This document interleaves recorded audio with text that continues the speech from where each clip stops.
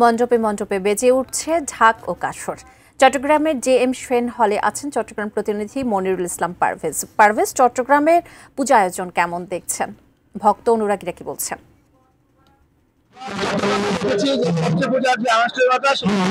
কিছুক্ষণ আগেই শুরু হয়েছে, অর্থাৎ হিন্দু ধর্মের যে শাস্ত্র মতে ওনাদের এই আয়োজন শুরু হয়েছে এবং এর মাধ্যমে যে মূল আনুষ্ঠানিকতা সেটা কিন্তু চট্টগ্রাম জেলায় আমরা 92টি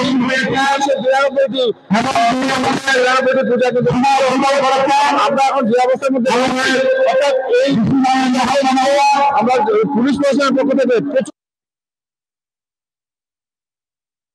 পরিবেশ বা যে আবহাওয়া, অর্থাৎ আজকের এই ষষ্ঠী পূজার মাধ্যমে দুর্গাপূজা রয়েছে প্রচুর দর্শক রয়েছে এবং আমরা দেখেছি ভারতীয় হাই কমিশনার